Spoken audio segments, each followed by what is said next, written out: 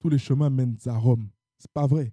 Je t'assure que si tu veux rentrer chez toi, tu pars par la droite, là, alors que tu sais que tu habites à gauche et tu marches toujours tout droit, tu vas pas te retrouver chez toi. Tu vas te retrouver bien loin de chez toi, encore plus loin que là où tu étais. Donc tous les chemins ne mènent pas à Rome, ça c'est un mensonge.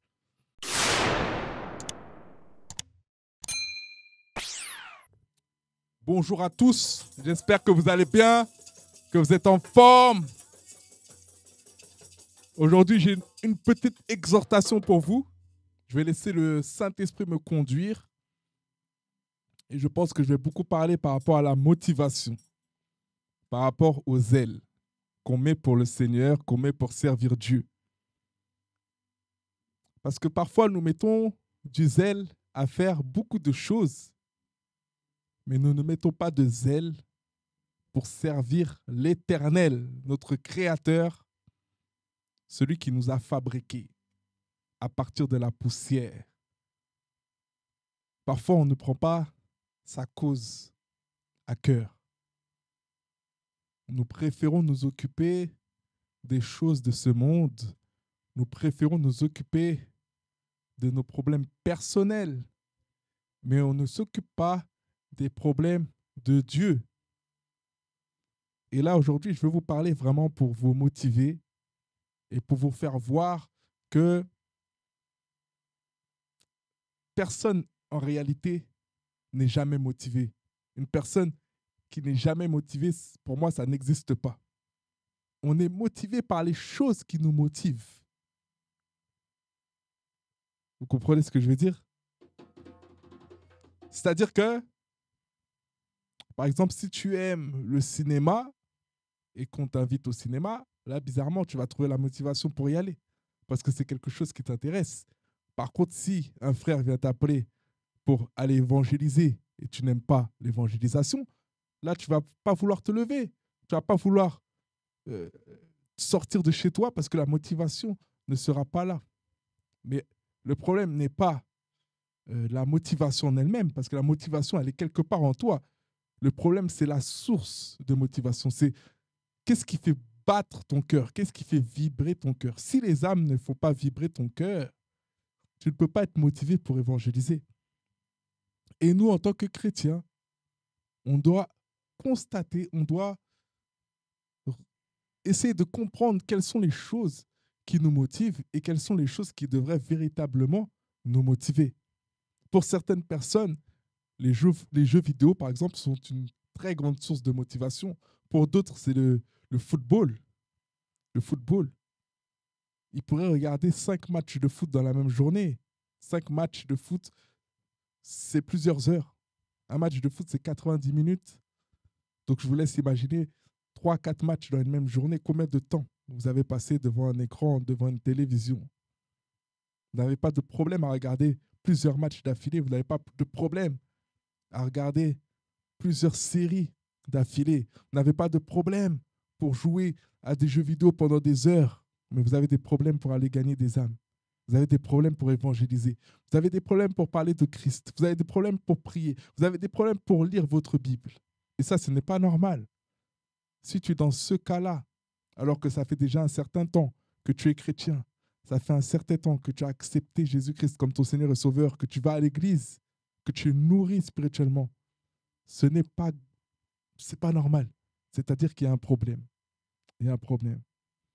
Et ce problème va être résolu aujourd'hui. Parce qu'aujourd'hui, tu vas vraiment avoir la source de motivation nécessaire pour pouvoir accomplir l'œuvre que Dieu t'appelle à accomplir. Tu n'as pas besoin d'être évangéliste pour aller évangéliser.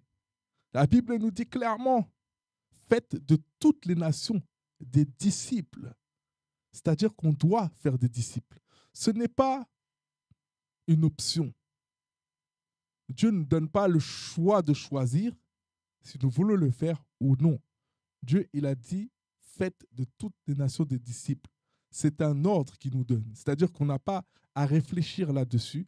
On n'a pas à chercher des justifications pour ne pas gagner des âmes. On doit le faire.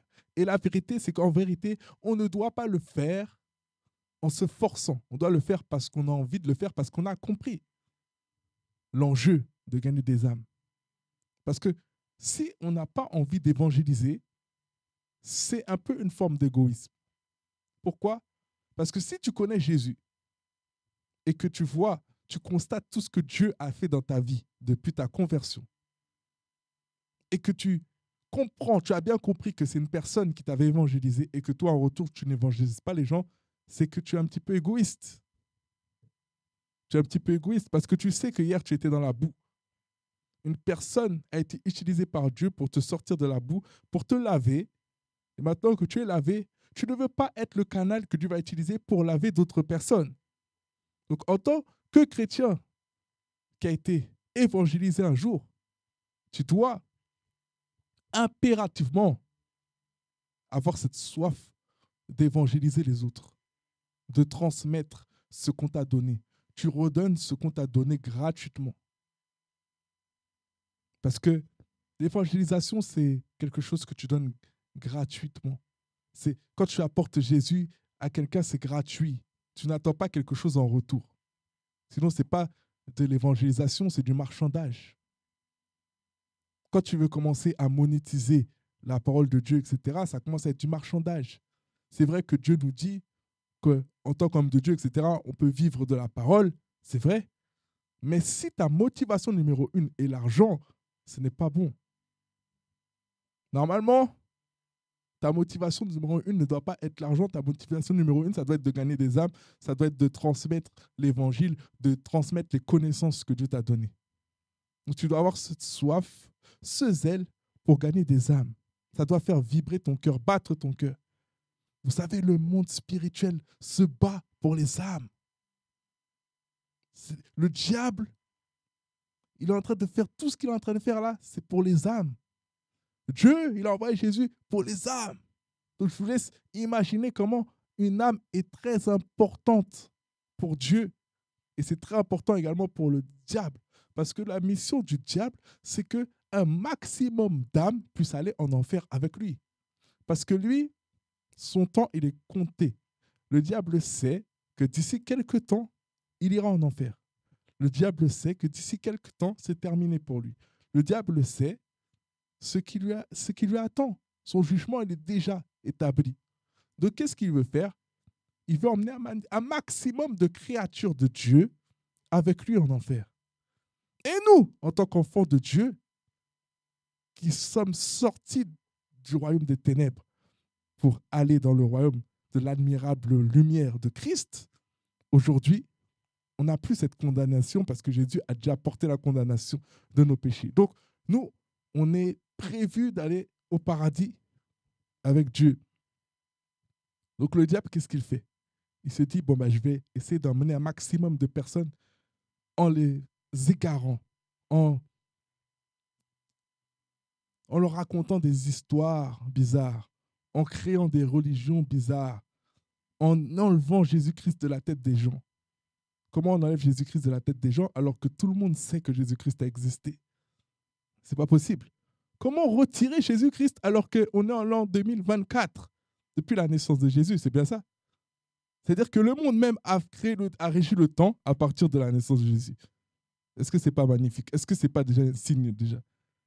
Et ça, ils n'ont pas pu faire autrement. Et derrière ça, ben, le diable, il veut effacer de la tête des gens Jésus-Christ, mais ce n'est pas possible. Donc, la meilleure façon de faire les choses, c'est de lui donner un autre rôle, c'est de lui donner un autre statut, c'est de lui donner une autre position. Pas une position dégradante, parce que si on lui donne une position dégradante, ça va être trop visible. Il va faire quoi? Il va lui donner un rôle différent. Il va dire que c'est un saint, que oui, c'est quelqu'un que Dieu a envoyé, il n'y a pas de souci. Mais il n'est pas Dieu. Il n'a pas la divinité en lui. Il ne peut pas racheter le péché de qui que ce soit. Il n'est pas parfait. Il ne peut pas ne pas commettre de péché. Donc voilà, les religions vont toujours enlever ce Jésus. Ils vont toujours lui donner un autre attribut, une autre fonction. Ils vont lui donner une fonction autre que la fonction de roi des rois, des seigneurs des seigneurs. Amen. Donc il faut comprendre que nous sommes sur cette terre et Dieu est un Dieu d'ordre. Il ne peut pas y avoir 10 chemins différents Voilà, des fois on dit dans le monde, tous les chemins mènent à Rome. C'est pas vrai. Je t'assure que si tu veux rentrer chez toi, tu pars par la droite, là, alors que tu sais que tu habites à gauche et tu marches toujours tout droit, tu vas pas te retrouver chez toi. Tu vas te retrouver bien loin de chez toi, encore plus loin que là où tu étais. Donc tous les chemins ne mènent pas à Rome, ça c'est un mensonge. Donc quand on te dit oui, tu peux adorer Dieu en adorant les arbres, en étant en communion avec les arbres, avec la nature, en parlant avec les hiboux. Tu peux adorer Dieu, tu vas être sauvé. Non, il n'y a pas tous les chemins qui conduisent au paradis. La Bible dit que Jésus-Christ est le chemin, la vérité et la vie. Et il n'y a que lui qui peut t'emmener au paradis. Il n'y a que lui qui peut t'emmener au Père. Il n'y a que lui qui est la porte, l'échelle qui te conduit au Père. Donc, la question que nous devons nous poser, c'est ce chemin, c'est lequel? Cette vérité, c'est laquelle? Elle est où la vérité dans tout ça? Quelle est la religion, ou du moins la vérité des choses? Je n'aime pas le mot religion, mais on va dire le mot religion. Quelle est la religion qui dit vrai? Quelle est la religion qui me promet la vie éternelle? Quelle est la religion qui, je dirais, est la plus fiable?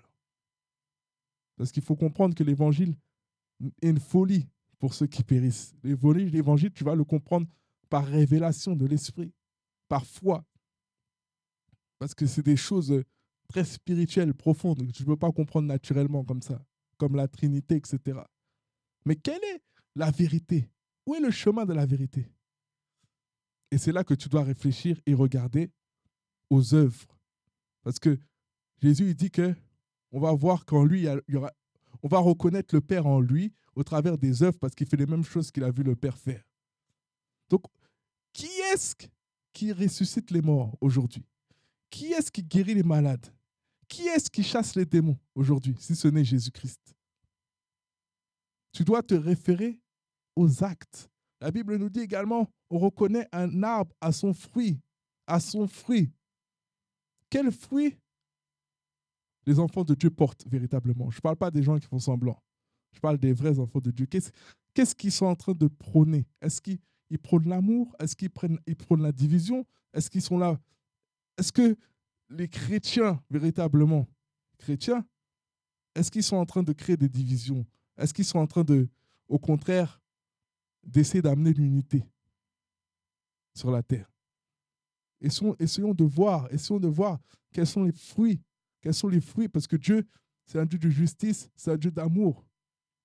Dieu n'est pas un Dieu qui va te faire des choses qui vont te faire souffrir sous prétexte pour que tu puisses avoir la vie éternelle. Dieu est un Dieu d'amour. Il va pas te faire... Ça c'est des fausses croyances qu'on a de croire que Dieu, il nous demande de faire des efforts phénoménaux pour gagner notre salut. De faire des dons de milliers d'euros aux gens, je ne sais pas, Dieu, Jésus-Christ, il a payé le prix de tes péchés. Et Jésus-Christ sait très bien que tu n'es pas parfait parce que tu n'es pas Dieu. Donc Jésus-Christ te demande juste de croire en lui. Dieu te demande juste de croire au sacrifice de Jésus-Christ pour que tu puisses avoir la vie, pour que tu puisses être sauvé. C'est tout. C'est très simple. Il ne te demande pas de faire 75 prières dans la journée à des heures que tu n'arrives pas à assumer. Il ne te demande pas de faire plus de bonnes actions que de mauvaises actions pour essayer de justifier que tu ailles au paradis. Parce que la vérité, c'est qu'aucun homme sur la terre n'est juste. Et tu peux faire toutes les bonnes actions que tu veux sur la terre. Tu ne seras toujours pas justifié. Juste une mauvaise pensée, c'est déjà suffisant pour t'envoyer en enfer parce que le royaume de Dieu, il est saint. Dieu, il est 3 fois saint. Il n'y a pas de péché là-bas. Le péché, justement, c'est ça qui nous sépare de Dieu. Donc, pourquoi chercher à gagner son salut par mérite alors que Jésus-Christ te donne ton salut juste par la foi? Pourquoi chercher à se compliquer la vie, à vouloir faire des actes, même si les actes sont bons? Dieu nous dit de faire des bonnes actions, de faire de bonnes choses. Mais même si les actes sont bons, ce n'est pas ça qui sauve. Si c'était nos actions qui faisait en sorte qu'on soit sauvé, ça voudrait dire qu'on mérite d'être sauvé. On n'est pas bon au point de mériter d'aller au paradis. Sinon, le paradis ne serait pas parfait. Dans le paradis, il y aurait des péchés parce que nous, entre êtres humains, on a la nature adamique, donc on a la nature pécheresse. Donc, c'est-à-dire qu'il y a beaucoup de religions, mais il y a une seule religion, ou du moins un seul chemin, qui te garantit la vie éternelle, même si tu as été un meurtrier, même si tu as été un violeur, même si tu as agressé quelqu'un, tu as volé tout son argent, je ne sais pas, tu as fait quelque chose d'ignoble. C'est le seul chemin qui te permet d'être racheté. C'est le seul chemin qui te permet d'avoir une nouvelle vie. C'est le seul chemin qui te permet d'être sûr d'aller au paradis. C'est pour ça qu'il y avait les deux bandits qui étaient à la croix à côté de Jésus. Et puis il y en a un qui dénigrait Jésus et puis lui, il est en enfer. Jusqu'à la dernière minute, il n'a pas voulu se repentir. Mais il y en a un qui s'est repenti qui a dit, Seigneur, en gros, je vais être au même endroit que toi là. Au dernier moment, il s'est repenti. Jésus lui a dit, on va se retrouver au paradis. Pourtant, il n'avait pas une bonne vie. On l'avait crucifié, ce n'était pas pour rien. C'est la même chose. Toi qui as commis plein de péchés, toi qui, peut-être, tu vends de la drogue, peut-être tu deals de la drogue, peut-être tu fais de l'argent sale. Pendant des années, tu as fait des choses, tu as fait de la prison, peu importe. Jésus-Christ, il est mort à la croix pour le pardon de tes péchés. C'est-à-dire que quand tu acceptes Jésus-Christ comme Seigneur et Sauveur, tout ça, c'est effacé. Tout ça, c'est effacé. Ton nom, il est marqué dans le livre de vie. Maintenant, la seule chose que tu as à faire, ta seule part à faire, c'est de rester attaché au Seigneur et de marcher dans sa direction. C'est-à-dire que tu vas changer de fréquentation. C'est-à-dire que tu vas lire ta Bible. Tu vas aller à l'église. Tu vas te connecter avec d'autres chrétiens. Tu vas essayer vraiment d'être dans un entourage de personnes qui connaissent Jésus et qui suivent Jésus. Parce qu'il ne suffit pas de connaître Jésus. Il faut également suivre Jésus. La Bible nous dit qu'il y a beaucoup de personnes qui diront « Seigneur, Seigneur, n'avons-nous pas chassé les démons en ton nom? N'avons-nous pas fait des miracles en ton nom, etc. » Et Dieu dira « Éloignez-vous de là, ôtez-vous de là, vous qui commettez l'iniquité. Je ne vous ai jamais connu.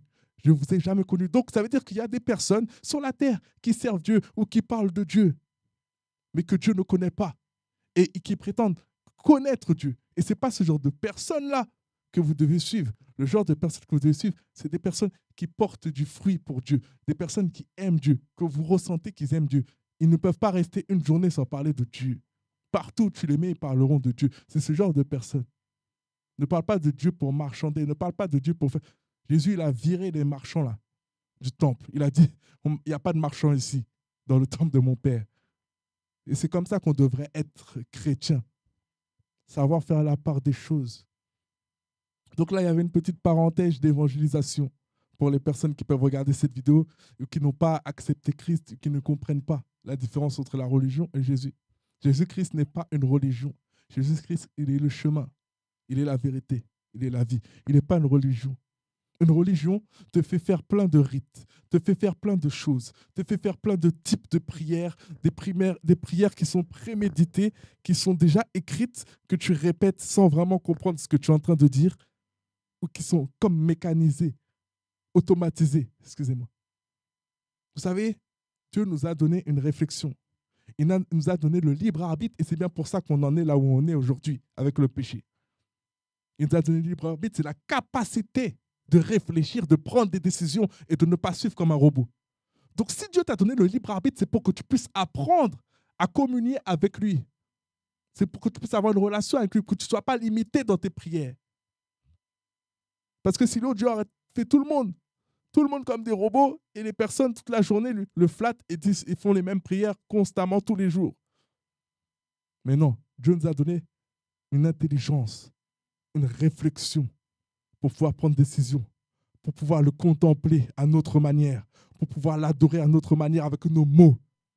Et il y a bien plus d'impact quand tu fais une prière avec tes mots, avec ton cœur, même si tes mots ne sont pas riches, même si tu ne parles pas bien français, avec ton cœur, des mots simples peut-être, même 3 mots. C'est bien plus puissant que si tu lis une prière déjà faite. ça touche bien plus le cœur de Dieu. Parce que tu peux lire une prière où tu dis j'adore, je t'adore Seigneur, mais tu ne le penses pas. Par contre, quand ça sort de ta bouche, la Bible nous dit quoi? Ce qui sort de la bouche, c'est ce qui vient du cœur, non? C'est bien plus puissant quand quelque chose sort de ton cœur pour être manifesté par ta bouche. Quand tu contemples Dieu comme ça, tu es en train de toucher le cœur de Dieu. Donc ne te limite pas. Ne te limite pas dans la prière à vouloir absolument faire des prières qui sont très, très français, qui sont très, très bien rédigées. Ne te casse pas la tête à te dire, tant que je ne sais pas faire des très belles prières, eh ben, je ne prierai pas. Non. Prie avec les mots que tu connais. Prie avec le vocabulaire que tu as. Même si tu as eu l'habitude, avant, dans la religion que tu étais, à toujours faire des prières qui sont très cadrées, où tu dis les mêmes choses. Et bien là, maintenant que tu as accepté Jésus-Christ, prie avec tes mots. Seigneur, merci pour cette journée que tu m'as permis de passer. Merci pour la santé. Merci parce que mon petit frère aujourd'hui, voilà, il était content quand il est rentré de l'école. Merci pour la joie que tu as mis dans son cœur aujourd'hui. Des choses simples. Ne cherchez pas toujours des choses compliquées. Et là, tu es en train de communier avec Dieu. Maintenant, la chose, c'est que si toi, tu n'as pas accepté Jésus-Christ comme ton Seigneur et Sauveur, tu ne peux pas prier comme ça parce que Dieu n'est pas ton Père. C'est difficile de le dire. Parce que sur la terre, il y a deux types de personnes. Il y a les créatures de Dieu et il y a les enfants de Dieu. Mais Dieu n'a pas fait de tout le monde ses enfants. Dieu a fait des personnes qui ont accepté Jésus-Christ comme Seigneur et Sauveur ses enfants. Pourquoi? Parce qu'il y a la race des Adam, voilà, la race de pécheurs, la nature adamique, tout enfant né que la nature adamique. Et voilà, il y a la race des Adam, mais il y a la race des Christ. La race des Christ, c'est la race des seconds Adam. Jésus-Christ est l'ouverture de la nouvelle génération des Adams. Des Adams qui ont triomphé du péché. Jésus-Christ a ouvert, a créé cette race-là. Et cette race-là, c'est les chrétiens qui ont accepté Jésus-Christ comme leur Seigneur et Sauveur, qui, eux, sont plus créatures de Dieu, mais enfants de Dieu. Et maintenant, quand tu es enfant de Dieu, tu peux prier ton Père, parce que ton Père, il peut communier avec toi, parce que le péché ne vous sépare plus. Étant donné que le péché a déjà été payé, il n'y a plus de distanciation entre vous et Dieu. Donc vous pouvez désormais prier avec des mots. Vous pouvez désormais prier de manière très simple. Vous pouvez désormais parler à Dieu comme étant votre Père. Et c'est ça qui fait la différence, qui fait que quand tu passes de la religion à la relation avec Dieu au travers de Jésus-Christ, tu verras tout de suite une nette différence. Vous savez, des fois, vous êtes dans des religions. Vous dites, oui, mais dans ce cas-là, ce que vous êtes en train de dire, prophète, c'est parce que vous êtes chrétien. Mais moi, voilà, qui suis une autre direction, moi aussi, des fois, je prie, ou des fois, il y a des choses de positives qui se passent dans ma vie également. Et vous allez me dire, oui, mais dans ce cas-là, pourquoi Dieu aussi m'entend, etc. La Bible dit quelque chose de très clair. Dieu fait pleuvoir sur les justes et sur les injustes. Vous savez qu'il y a même des satanistes qui réussissent bien mieux leur vie que nous. La réussite dans ta vie ne veut pas dire que tu es sauvé. Les choses que tu obtiens dans la vie, ce n'est pas signe que tu es sauvé. Le diable aussi même s'est donné des choses pour t'égarer, parce que lui, ce qu'il veut, c'est ton âme. Le diable, ça ne lui coûte rien, parce que toutes les richesses de la terre, là, actuellement, Adam lui a donné, donc c'est à lui. Donc ça ne lui coûte rien au diable de te donner des choses pour continuer à t'égarer. Parce qu'il sait que le jour où tu vas être pauvre, le jour où tu n'auras pas lieu d'argent, le jour où tu vas être broke, où tes poches seront vides, il sait très bien qu'à ce moment-là, tu vas commencer à chercher le véritable Dieu. Donc lui, il a besoin que tu ailles en enfer. Lui, il s'en fiche du petit temps là, que tu es sur terre. Donc lui-même aussi peut te donner des choses. Lui-même aussi peut te donner certaines situations. Tant que ton âme, qui vaut bien plus, est toujours corrompue, est toujours en direction des ténèbres. C'est pour ça, ne vous fiez pas aux choses matérielles, aux éléments les matériaux, les choses, le matériel. Ne vous fiez pas à ça. Il y a combien de personnes, tout le temps, tous les ans, comme je le dis à chaque fois, qui sont multimillionnaires, qui sont des grands artistes, des grandes stars, et qui finissent leur vie sur terre lamentablement. Il y a combien de personnes qui ont tout ce qu'ils veulent, mais qui n'ont pas la paix? Expliquez-moi pourquoi toi qui as tout ce que tu veux, qui as tout l'argent que tu veux, tu as besoin de prendre de la drogue.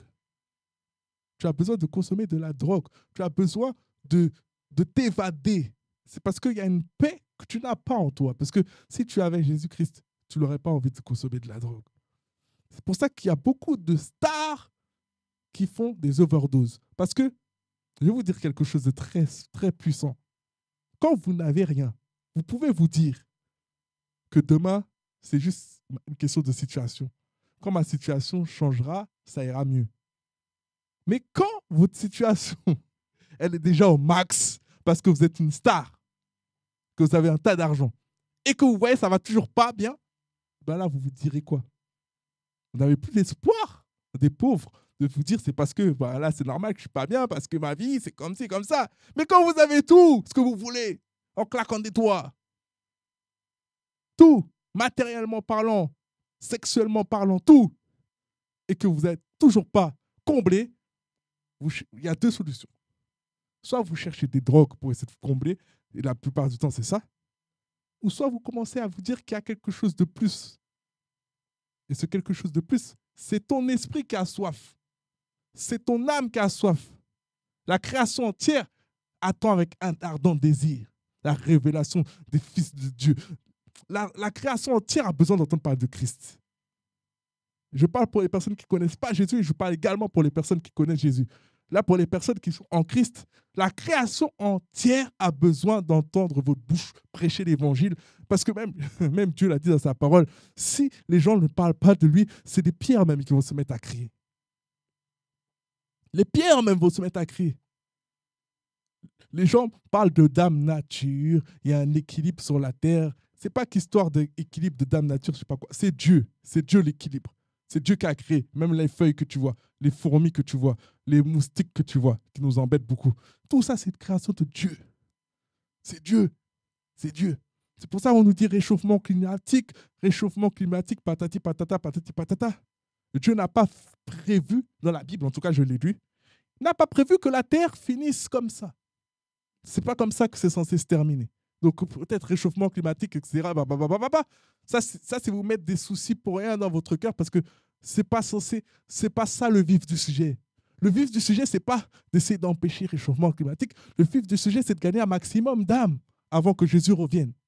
Parce que Jésus reviendra bien avant l'histoire de réchauffement climatique. Patati patata. La Bible dit que tous les jours, il renouvelle les choses. Tous les jours, il renouvelle nos forces. Et je parle pour les personnes qui connaissent Christ et les personnes qui ne connaissent pas Christ. Comme j'ai dit, il fait pleuvoir sur les bons et sur les mauvais. Ce n'est pas parce que tu as la santé et que tu respires et que tu es en train de bien faire et que tu es sauvé et que tu es dans la bonne direction. Non. Tu dois t'assurer que tu vas aller au bon côté, au bon endroit, au paradis. Tu dois t'assurer que tu es dans le bon chemin. Parce que il est donné à un homme de mourir qu'une seule fois. Qu'une seule fois. Après, c'est trop tard. Non, tu n'es pas un chat. Tu n'as pas 7 vies ou 9 vies, je ne sais pas quoi. Et le chat, je t'assure qu'il n'a pas 7 vies, 9 vies. Parce que la quantité de chats que j'ai vu écraser, ça m'étonnerait qu'il se soit relevé et que c'est la 9e fois qu'il se relève. Donc non, pas être dans la superstition, il faut être lucide des fois. Tu n'as pas 7 vies, tu n'as pas 9 vies, tu n'as pas histoire de réincarnation. Tu n'as qu'une vie. Il est donné à un homme de mourir qu'une seule fois. Et après, c'est quoi? C'est le jugement. C'est-à-dire que n'attends pas la dernière minute pour te dire, ouais, je vais commencer à réfléchir, est-ce que vraiment il y a un Jésus ou pas? Il y a trop de personnes qui se disent, bon, c'est dans mon lit d'hôpital, c'est vraiment, là, je peux plus, que je suis en cancer, phase terminale, que je vais commencer à aller commencer à me donner à Jésus, etc. Qu'est-ce que tu en sais que demain, tu ne vas pas te faire écraser par un camion?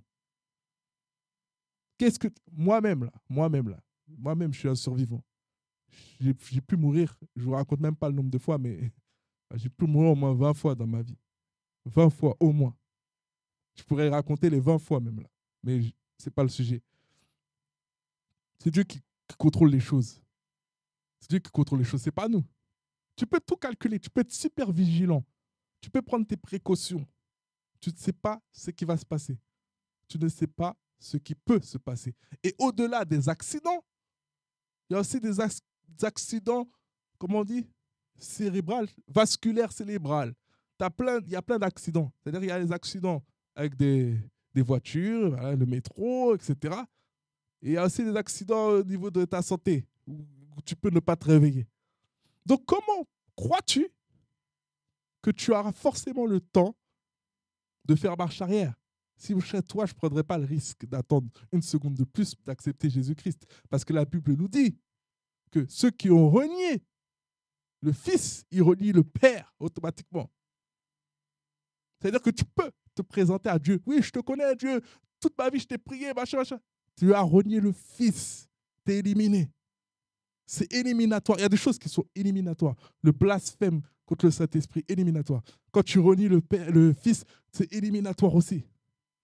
C'est-à-dire que tu peux te présenter avec une religion, il va dire, mais je ne vous ai jamais connu. Moi, je vous ai donné mon Fils. Je me suis donné moi-même, mystère de la Trinité.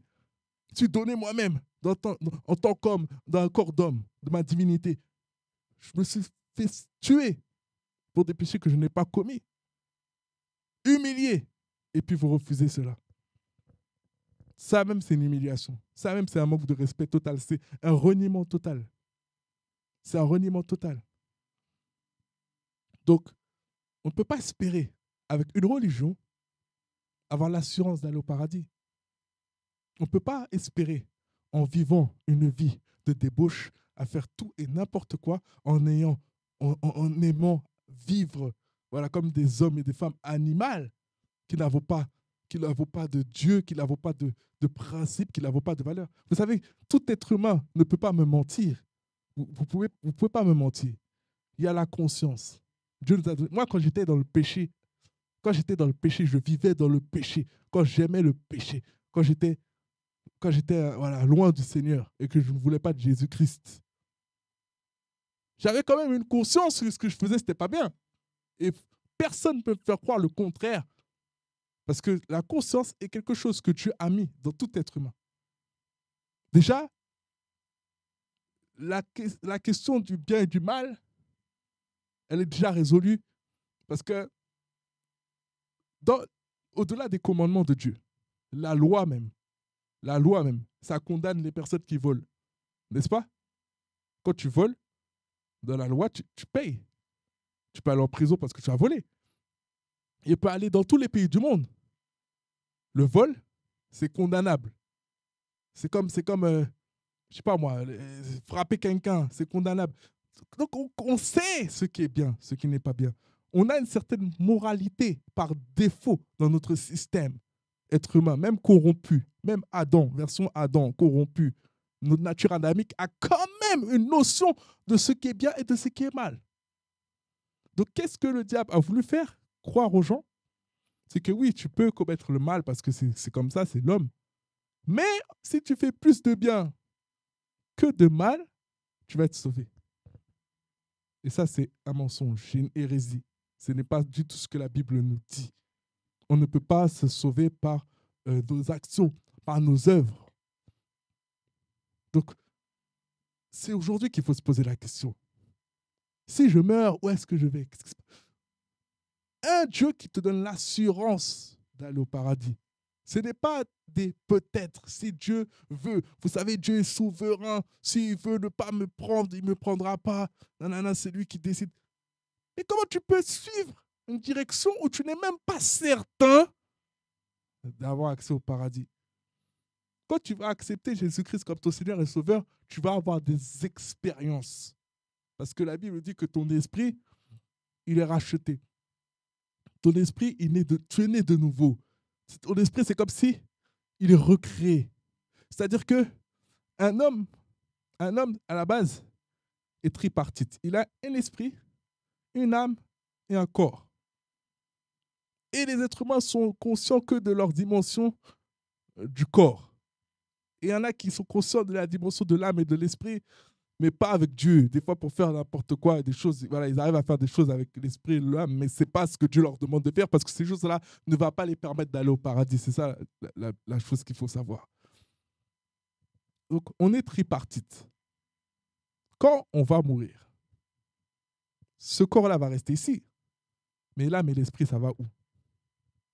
Sachant que la Bible nous dit qu'en gros, il y a un accès au paradis qu'au travers de Jésus. Et tout le monde le sait. Tout le monde sur la surface de la terre sait qu'il y a un paradis et un enfer. Ça, on le sait. Alors, comment peux-tu avoir l'assurance que quand tu vas mourir, tu iras au paradis alors que tu n'as même pas rencontré Jésus-Christ? Et encore, si tu n'as pas rencontré Jésus-Christ parce que tu n'as jamais entendu parler de Jésus-Christ, c'est quelque chose. Mais si tu entends parler de Jésus-Christ et que tu refuses Jésus-Christ, tu rejettes en fait l'échelle, la porte de sortie qu'on est en train de te proposer. Tu la rejettes. Et là, ça devient grave. Donc là, ce message, c'est pour toi. C'est pour toi qui n'as pas reconnu Jésus comme son Seigneur et Sauveur. Je vais te mettre au défi de faire quelque chose. Peut-être on t'a élevé dans une religion. Peut-être on t'a appris plein de choses. Voilà, comment prier, etc., etc. Donc, tu as grandi avec ça. Donc, tu n'arrives pas à comprendre une autre direction que ça. Tu vas prier et tu vas dire à Dieu que Jésus se manifeste dans ta vie. Et je t'assure qu'il va se manifester dans ta vie. Après cette vidéo-là, je ne dis pas que ça va être demain ou après-demain. Une autre personne viendra te parler de ce même Jésus, te dire les mêmes choses que je suis en train de te dire. Soit ce sera de cette façon-là ou une autre façon. Mais Dieu ne va jamais ne pas te parler. Il va toujours te révéler, en fait, où est-ce qu'il est.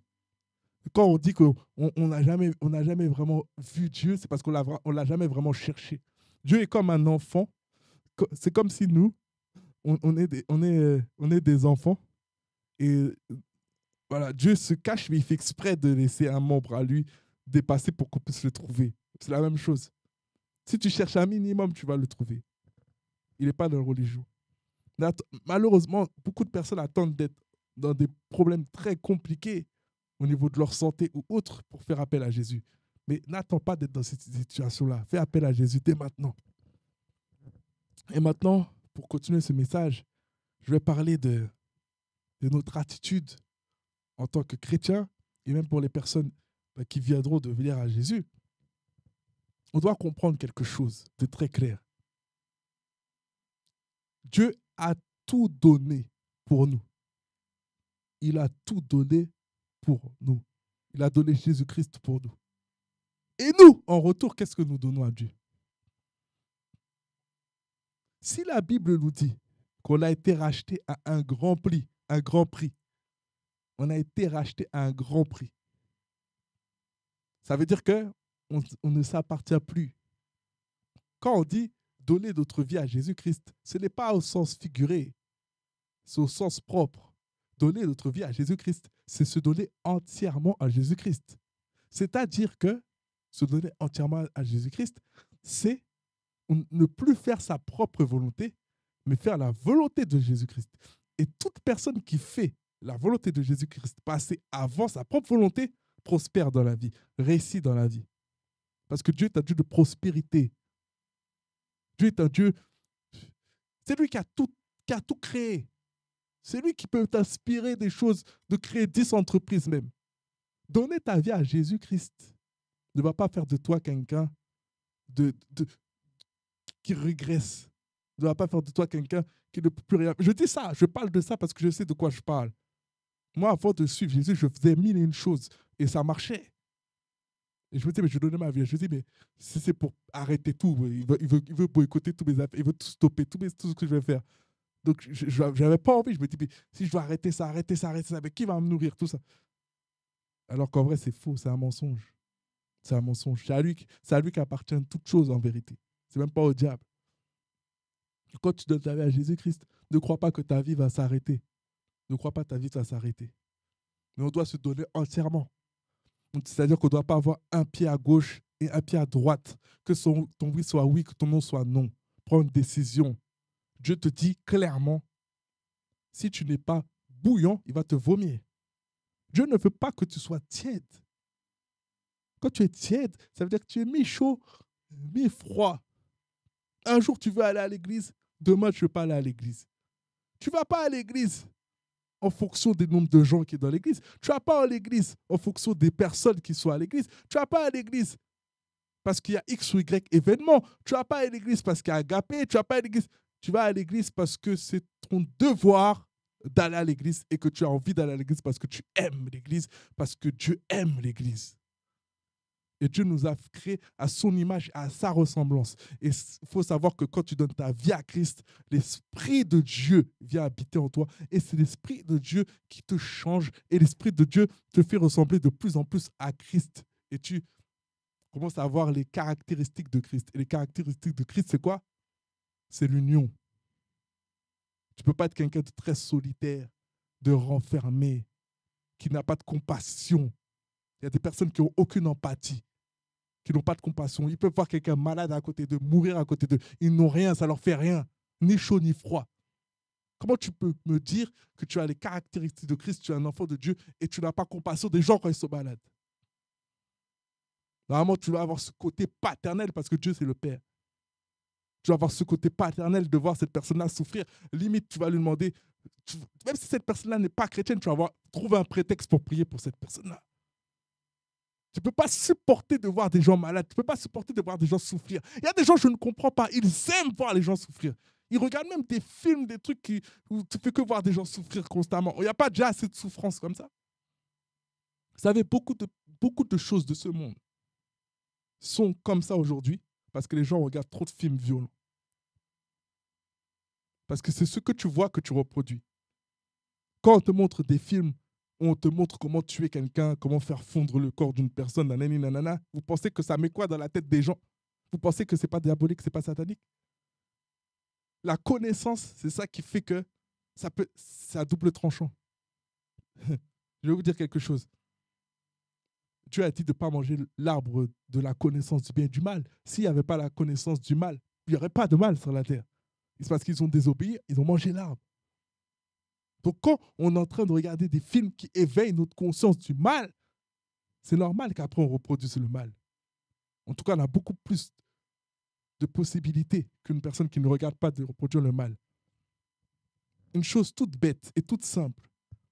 Il y a certains jeux vidéo qui sont violents. Par exemple, GTA. Moi, je jouais à ça. Quand j'étais plus jeune, je jouais à ça, etc.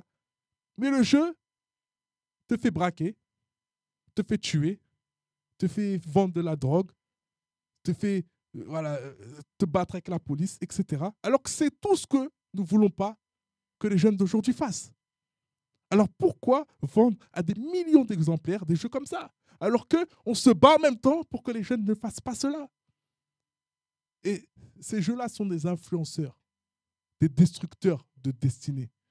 Il y a plein de jeunes qui font des tueries aux États-Unis parce qu'ils jouent à des Counter-Strike, des jeux où on met des bombes, on tue tout le monde. Et puis c'est la même chose qu'ils vont faire dans la réalité. Parce qu'au bout d'un moment, ils n'ont plus le rapport entre la réalité et le jeu vidéo. La soif qui commence à être générée à travers du jeu, elle est générée après dans la vraie vie. C'est-à-dire que tu joues tous les jours à Call of. Au bout d'un moment, je sais, j'ai déjà joué à ces jeux-là. Au bout d'un moment, tu commences à avoir envie de tuer, mais dans le jeu. Tu as envie de jouer, tu as envie d'utiliser certaines armes. Quand tu vois, il y a une nouvelle arme, tu dis, ah, je vais utiliser ce nouveau sniper et tout, et tout. Et en fait, c'est en train de travailler psychologiquement parce que ce que vous ne savez pas, c'est qu'il y a des gens, pour l'armée, à la base, on les a formatés avec les jeux vidéo. C'est comme ça qu'il y a plein de jeunes qui vont à l'armée parce qu'ils ont trop aimé Call of, ils ont trop aimé ça. Sauf qu'il y a une différence entre le jeu et la réalité. Si tu n'es pas fort spirituellement dans ton esprit, tu peux te faire influencer. Vous regardez des séries vulgaires où les gens parlent n'importe comment.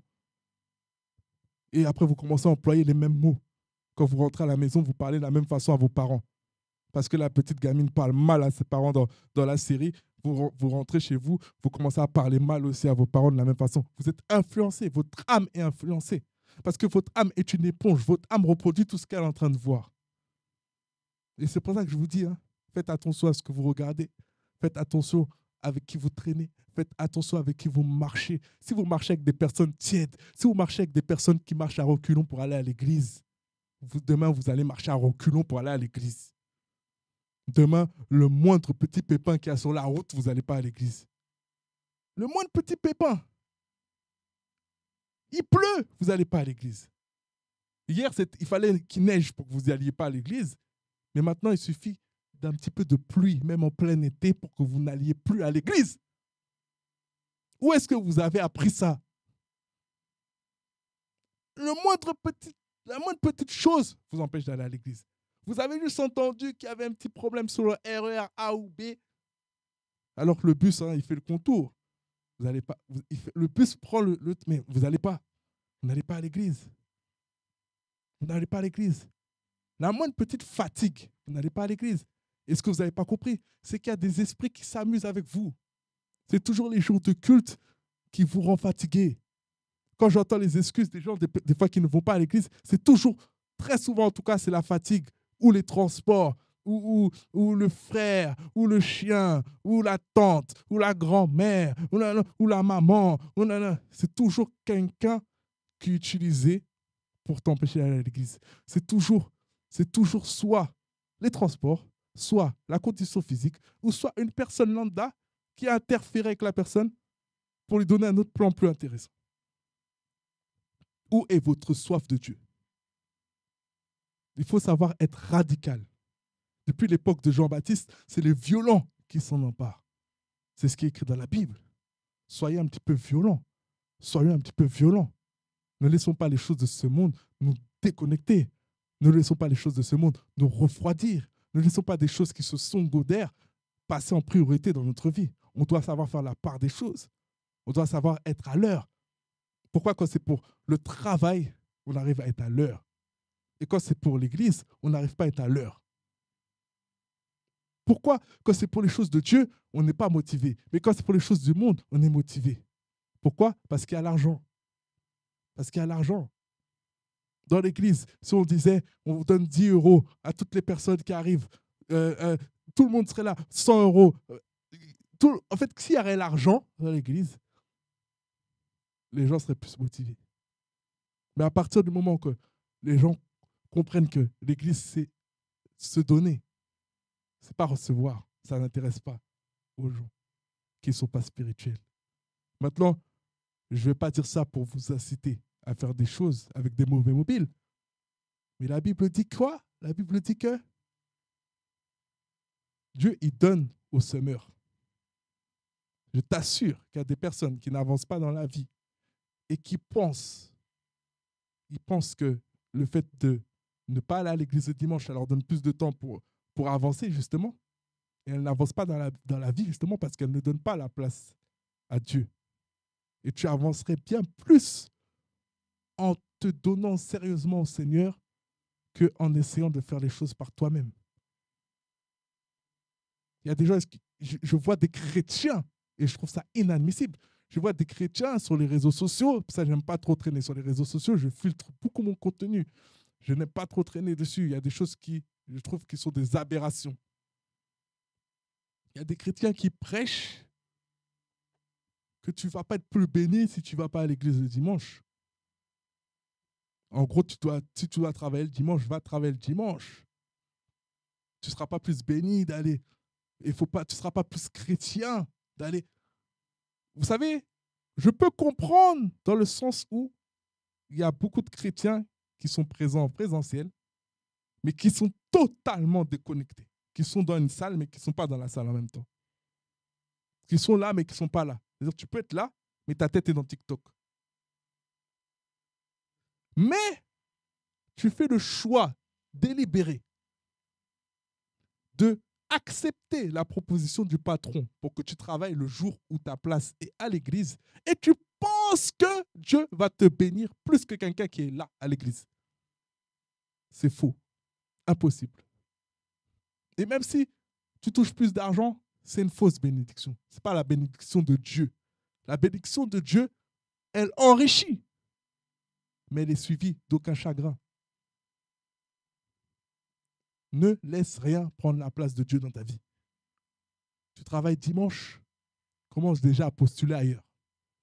Commence déjà à dire à ton patron, ouais, moi, le dimanche, c'est comme ça. Nada.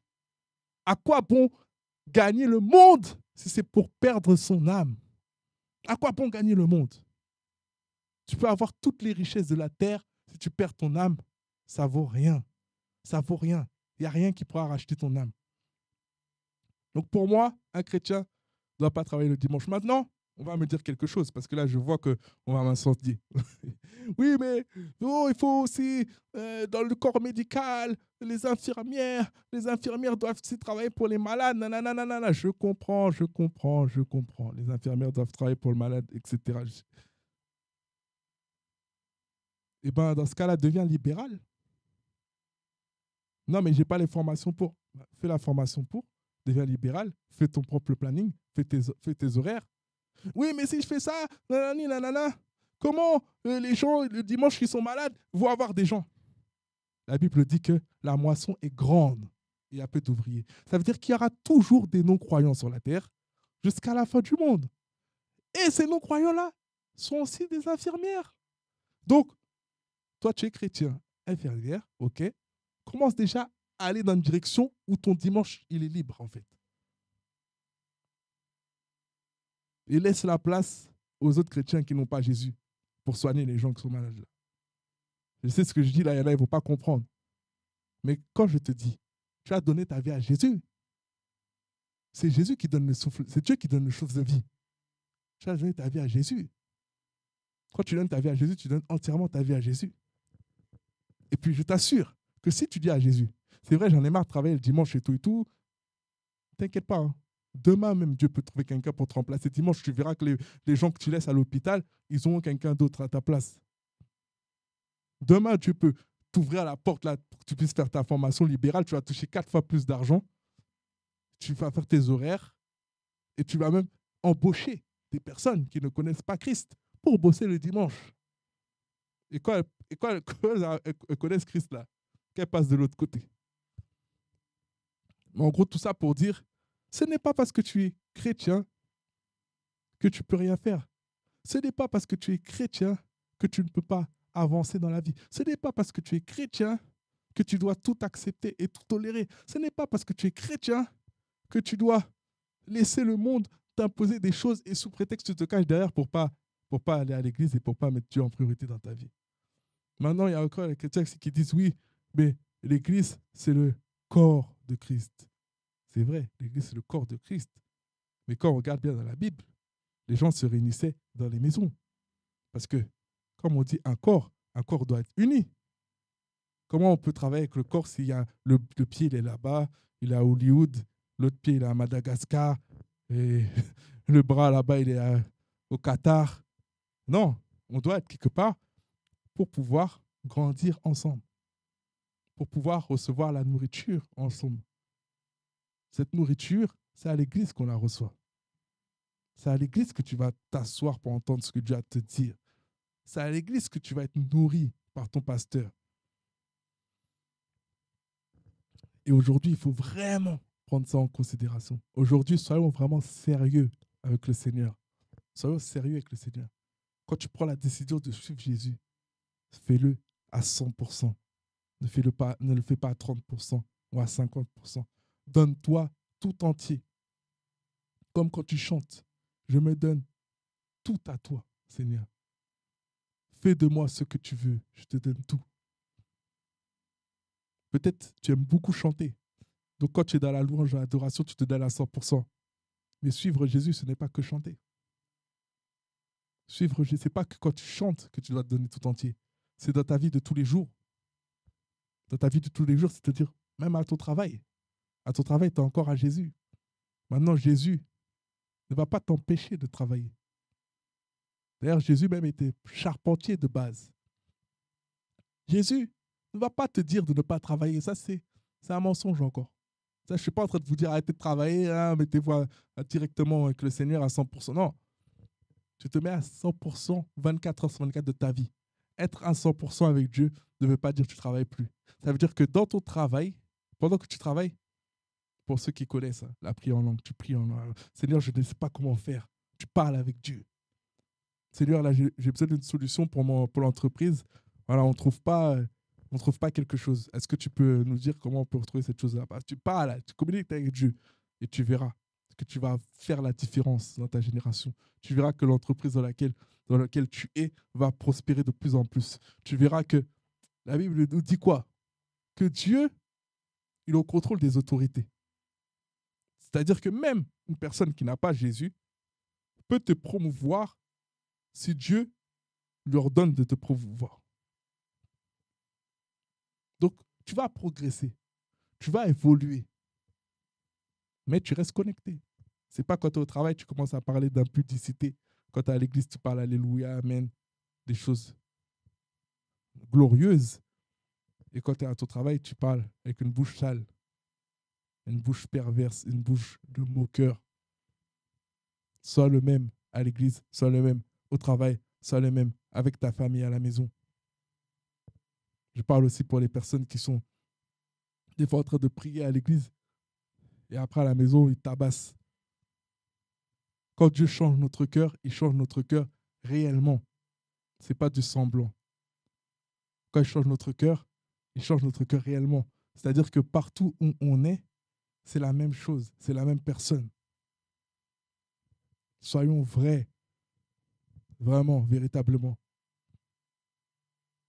N'abandonnons pas notre premier amour. J'avais commencé comme ça. Et après, tu as eu des coups bas, tu as vécu des choses et tu as commencé à mettre Dieu de plus en plus en dessous. Et tu es en train de dire, pourquoi tu as permis? Pourquoi tu as permis? Pourquoi tu as permis? Souvent, ce n'est pas Dieu qui permet, mais c'est nous qui créons ces situations. Et après, nous blâmons Dieu derrière. Vous savez, la Bible nous dit que le diable rôde, cherchant qui dévorer. Il rôde comme un lion rugissant, cherchant qui dévorer. Et des fois, nous faisons des choses sans consulter le Seigneur. Nous allons dans des directions sans consulter Dieu. Et après, nous blâmons Dieu quand le diable nous a mis un coup de griffe. Et nous disons à Dieu, pourquoi tu as permis? Mais ce n'est pas Dieu qui t'avait envoyé là-bas. Donc, ce n'est pas tout ce qui nous arrive où il faut à chaque fois dire à Dieu, pourquoi tu as permis? Il y a des choses qui sont prévues pour que tu puisses grandir. Il y a des choses qui sont prévues pour que ton caractère puisse changer. Il y a certaines choses que Dieu ne peut pas te donner maintenant parce que ton caractère n'est pas prêt pour ces choses-là. Et il faut que tu aies des épreuves dans ta vie pour que tu puisses un jour être apte au niveau que Dieu veut t'envoyer. Donc il y a des choses qui t'arrivent, qui font partie du plan de Dieu pour ta vie, pour ton élévation. Il fallait bien que David se batte avec des ours pour pouvoir affronter Goliath. Ça lui a déjà donné une certaine assurance. Donc il y a certaines épreuves, certaines choses dans ta vie qui ne sont pas là pour ta mort, mais pour que tu puisses grandir. C'est des combats gagnés d'avance. C'est des combats qui vont armer tes mains à la bataille, qui vont te donner des biceps, des gros bras, des muscles pour ce que tu attends de plus tard. Mais il y a d'autres combats qui sont des combats inutiles par rapport à la désobéissance. Et parce qu'on n'est pas à notre place. Soyons à notre place. Et notre place, c'est dans l'église. Notre place, c'est dans les rues. Aller gagner les âmes. La Bible dit qu'on est le sel de la terre. Nous sommes quoi? Nous sommes la lumière du monde. Et la lumière, on ne la cache pas. On ne la met pas sous la table. On la met dans un endroit élevé afin qu'elle puisse éclaircir toute la zone. Tu es la lumière du monde. Tu es le sel de la terre. Si tu es la lumière du monde, sors dehors pour éclairer. Vous savez, il y a des repas qui n'ont pas de saveur parce qu'il manque du sel. Tu es le sel de la terre. Donc, mets de la saveur dans les repas. Il y a des gens là qui ont besoin de la saveur, du sel, de la saveur. Ils ont besoin du sel. Ils ont besoin de ta joie, tu comprends? Ils ont besoin de ta paix. Ils ont besoin de ton assurance. Aujourd'hui, j'aurais pu ne même pas être là. Mais je me suis dit, c'est pas possible. Il n'y a rien qui va m'empêcher de faire ce que j'ai à faire. Il n'y a rien qui va m'empêcher d'être dimanche debout en train de passer le message que Dieu me donne à passer parce que c'est Dieu qui renouvelle mes forces. Ce n'est pas le diable. Il faut être violent. Il y a des choses qu'il faut refuser. Vous savez, quand vous êtes en guerre, vous allez jusqu'au bout. Quand vous êtes en guerre, vous n'avez pas le temps de faire marche arrière. Parce que si vous faites marche arrière, vous allez mourir. Vous n'avez qu'une seule direction, c'est aller devant. Une fois que vous êtes dans le champ de bataille, vous ne pouvez plus. Une fois que l'avion vous a parachuté dans le champ de bataille, vous n'avez qu'une chose à faire, c'est réussir à gagner, à réussir la mission pour repartir. Sinon, c'est terminé. C'est la même chose avec Christ. Quand tu as donné ta vie à Jésus, ne retourne jamais en arrière. Et si tu as rétrogradé, relève-toi maintenant. Relève-toi maintenant. Ne laisse jamais l'ennemi vaincre. Ne laisse jamais l'ennemi triompher de toi. Même si tu as commis des péchés que tu penses impardonnables. Il n'y a rien qui est impardonnable pour Dieu. Il y a beaucoup de chrétiens qui aujourd'hui ne sont plus chrétiens parce que le diable a menti pour eux. Parce que le diable a réussi à les avoir. Ce n'est pas parce que le diable a réussi à te faire tomber. Ce n'est pas parce que le diable a réussi à te faire commettre quelque chose que tu penses irréparable que ce n'est pas réparable. Relève-toi. Tant qu'il y a la vie, il y a de l'espoir. Tant que tu es là, que tu respires, et même si tu es à l'hôpital, sur un lit d'hôpital, tant que tu n'es pas mort, il y a de l'espoir. C'est quand tu seras mort que ça sera trop tard. Donc, retourne à ton premier amour. N'abandonne pas Dieu. Et peut-être c'est dur parce que voilà, aujourd'hui, tu t'es habitué à certaines choses. Tu t'es habitué. Sache que Dieu, Jésus-Christ, l'Esprit de Dieu, ce n'est pas une histoire de choses naturelles. C'est une histoire de spirituel. Toi, tu n'es pas capable. Mais l'Esprit de Dieu est capable de te transformer. Toi, tu n'es pas capable d'arrêter cet alcool, de consommer de l'alcool. Tu n'es pas capable d'arrêter de consommer cette drogue. Tu n'es pas capable d'arrêter. Je ne vais pas te donner plus d'explications. Tu sais ce qui est en train de te lier. Tu sais ce qui est en train de te tenir. Tu sais ce qui est en train de t'éloigner, de te tenir loin de Dieu. Mais Jésus-Christ est capable. Donc, tu as juste à te donner. Tu as juste à t'abandonner. Tu as juste à être violent. Et vous savez, il y a des personnes aussi qui pensent toujours être très faibles pour Dieu, pour les choses de Dieu, mais qui savent être très, très violentes pour les autres choses. Si tu étais capable de racketter des gens, si tu étais capable de voler les sacs des mamies, tu étais capable de te battre tout le temps, à l'école, partout, au travail, partout, pourquoi tu n'es pas capable d'être aussi agressif à faire le bien avec Dieu? C'est-à-dire que tu as une force en toi pour faire certaines choses, mais tu n'arrives pas à retourner cette force-là dans l'autre sens. Des fois, il y a des personnes qui sont capables de faire des trucs graves qui demandent beaucoup de sang-froid. Ils soufflent les voitures des gens, etc. La dernière fois, pendant que j'étais à l'église, là, sur le parking, on a ouvert mon camion. Et j'avais une boîte de iPhone 15 Pro Max. Et j'avais déjà dit, justement, peut-être un mois auparavant, quand j'ai mis cette boîte vide dans la boîte à gants, ça ne m'était jamais arrivé. J'ai dit, en rigolant, le jour où la personne ou quelqu'un ouvre ma camionnette de travail et prend cette boîte, la personne va être très surprise de voir ça. Parce que c'est tout neuf et tout, on aurait dit qu'il y a le téléphone dedans. En plus, c'est un peu lourd et tout. Et c'est comme si j'avais déjà vu ça dans l'esprit. Et là, la dernière fois, quand j'ai vu qu'on avait ouvert ma voiture, quand j'étais à l'église et tout, ils ont mis le bazar dedans, etc. Et ils ont pris la boîte du téléphone. Donc j'étais en train de rigoler. Je disais, l'air, t'es tellement bon. Parce que je savais que je peux voir la tête de la personne là, qu'elle a pris ça et qu'elle est partie et qu'elle a vu qu'il n'y avait pas de téléphone dedans. Vous savez, il y a des choses, des fois, on est très zélé pour les faire. Moi, je te donne une source de motivation. Moi, c'est comme ça que je fonctionne en tout cas. Aujourd'hui, je ne peux pas être froid pour le Seigneur. Je ne peux pas être tiède. Parce que hier, il y avait plein de choses que je faisais. J'avais plein de sources de motivation. Et c'était même pas inspiré de Dieu. Et je ne dormais pas. Je ne dormais pas. Comme je disais, je vendais des chiens, je faisais de la musique. Enfin, j'avais plein de choses que je faisais. J'avais plein de sources de motivation. Tout ça avec le travail que j'avais en parallèle et tout. Et on n'avait pas besoin de me réveiller le matin pour que j'aille le faire. Je le faisais, c'était automatique. Alors pourquoi, maintenant que je suis en Christ, je vais faire le mou? Maintenant que je suis en Christ, je ne veux pas mettre même plus d'énergie pour le Seigneur, sachant que celui qui renouvelle mes forces, il est avec moi et il est pour. Il est pour que je sois dans cette dynamique-là. La Bible nous dit, ayez du zèle et non de la paresse. Quand tu es un chrétien, mais que tu n'as pas de zèle, c'est pas normal. Le zèle, c'est quoi? C'est les souliers, les chaussures. Où sont tes chaussures? Tu ne peux pas être un chrétien et ne pas avoir de zèle. Ce n'est pas possible.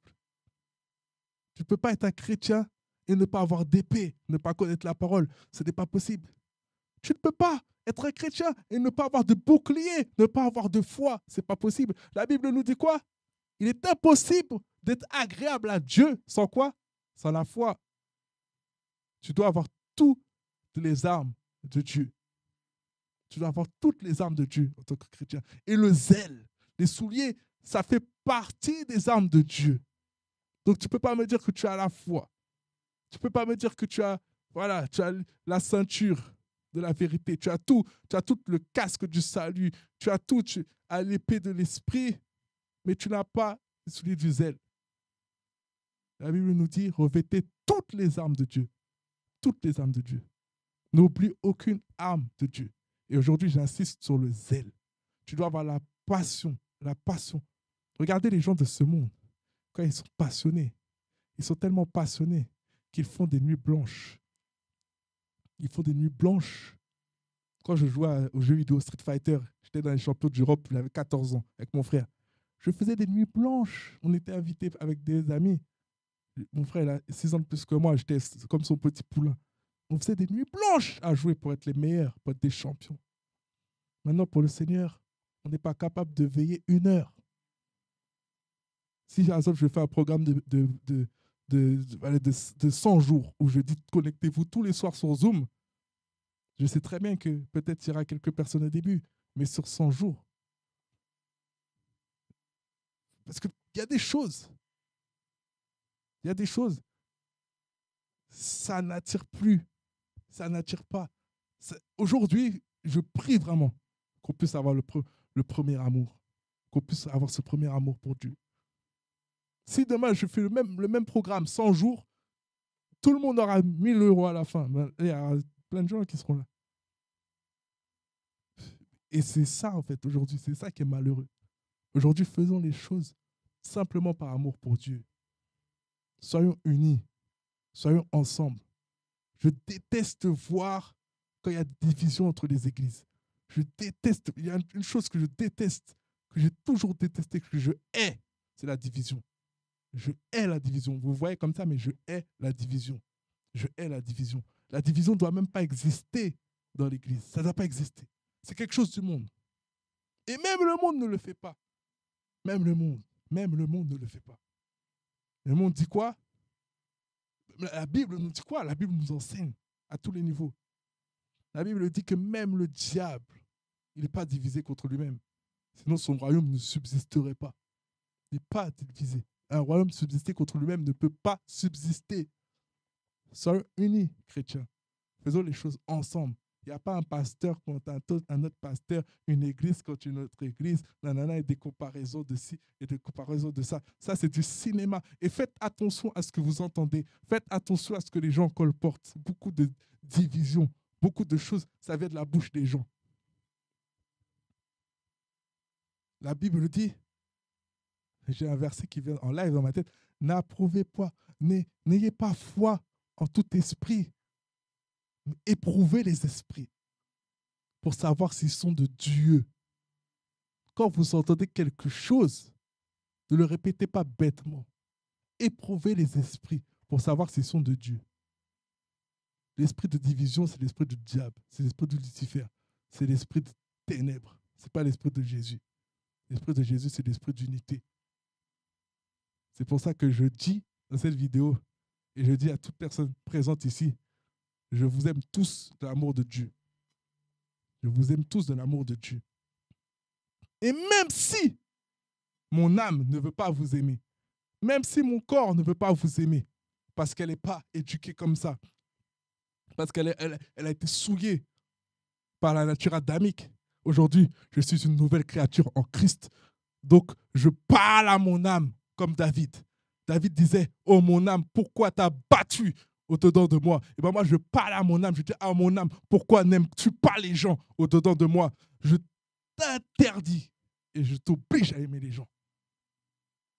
Maintenant, quelqu'un qui vient manquer de respect à ma famille, quelqu'un qui vient... Je vais t'aimer à distance. Je vais t'aimer à distance. Je vais peut-être ne jamais te répondre à ton message que tu m'as envoyé, mais je vais t'aimer à distance. Pourquoi? Parce que c'est ça. C'est comme ça que Dieu nous appelle à être. Si Dieu n'était pas amour, Dieu ne laisserait jamais la chance à des personnes qui ont atteint un certain niveau de méchanceté ou qui ont commis certains péchés. Il y a des personnes qui sont faites de la prison et qui aujourd'hui sont pasteurs. C'est-à-dire que tout nous enseigne et tout nous montre l'amour de Dieu. Nous, les hommes, on aurait condamné ces personnes-là. C'est pour ça, d'ailleurs, je respecte beaucoup le ministère de Yanis Gauthier, qui va dans les prisons pour prêcher, pour parler aux personnes qui sont oubliées dans la société. Et ça, c'est le cœur de Dieu. Parce que Dieu n'oublie personne. Dieu n'oublie personne. C'est pour ça que je prie vraiment que le Seigneur bénisse les personnes qui font ce genre de choses. Chaque personne a son appel. Chaque personne a un don particulier. Chaque personne a vécu des choses pour aujourd'hui devenir un libérateur dans son domaine. Toi qui, peut-être, voilà, été drogué hier, pourquoi ne donnes-tu pas ta vie à Jésus-Christ pour être délivré et demain parler aux drogués? Tu pourras mieux parler avec eux. Tu pourras mieux être compris parce que tu es passé par là.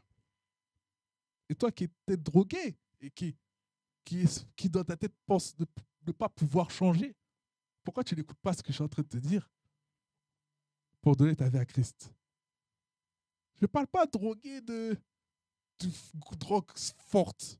Même cannabis, même ces choses-là, c'est déjà de la drogue. Même cigarette, c'est déjà de la drogue. À partir du moment que quelque chose te tient, que quelque chose est plus fort que toi, que quelque chose te domine, dans le sens où tu ne peux pas t'en passer, où tu es obligé, en gros, tous les jours, de te relationner avec cette chose-là, c'est une drogue. Jeu d'argent, c'est drogue. Tu joues tous les jours. Paris sportif, tout ça, tu joues tous les jours, c'est drogue. Peu importe. Que ce soit quelque chose que tu consommes ou que tu ne consommes pas. Il y en a, c'est des addictions à la pornographie. C'est une drogue. C'est une drogue. Et ça te détruit. Ça te détruit. Après, ça détruit même ton mariage, tout. Et au bout d'un moment, il faut savoir s'abandonner. Il faut savoir comprendre que c'est un combat qui est trop difficile pour nous. Il faut savoir comprendre que ce n'est pas nous qui avons vaincu le monde, c'est Jésus.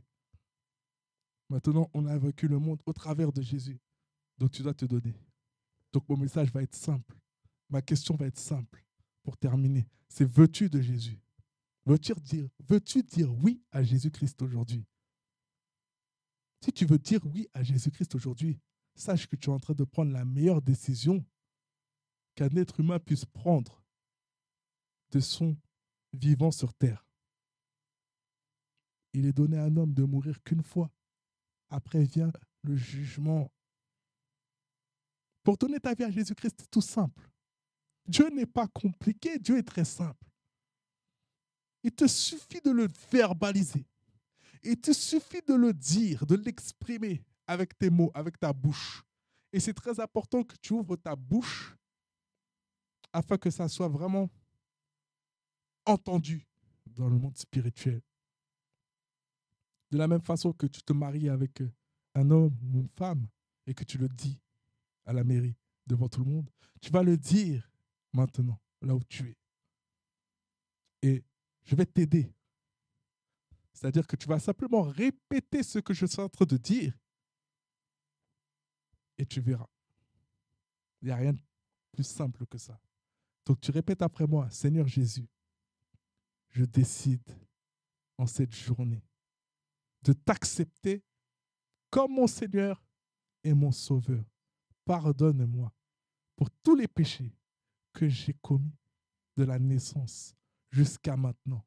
Je décide de faire de toi mon Sauveur, celui qui m'ouvre la porte de l'éternité. Je décide de marcher tout au long de ma vie sur terre, à tes côtés. Ne me laisse pas me détourner. Ne laisse pas les personnes de ce monde m'égarer dans le nom puissant de Jésus-Christ. Amen. Amen. Amen. Une petite prière qui fait quelques petites secondes te permet d'avoir l'éternité. Tout être humain a accès à l'éternité, mais tout être humain ne va pas avoir accès à l'éternité au même endroit. La mort, c'est la séparation d'être avec Dieu. Et la séparation d'être avec Dieu, elle est causée par le péché. Et le fait que tu aies reconnu Jésus-Christ comme ton Seigneur et Sauveur, le péché n'a plus de poids maintenant. Ce qui fait que maintenant, Dieu est connecté avec toi. Maintenant, tu peux parler à Dieu comme à ton Père. Et tu dois vraiment rejoindre une église. Et je t'invite à nous contacter. églisemilisis@gmail.com. Je t'invite aussi à t'abonner à ce compte YouTube si tu regardes cette vidéo sur YouTube. Et n'hésite pas à nous envoyer un message afin qu'on puisse s'occuper de vous, qu'on puisse vous conduire, vous orienter au mieux. Et je vous souhaite de passer une excellente journée ou soirée. Soyez bénis.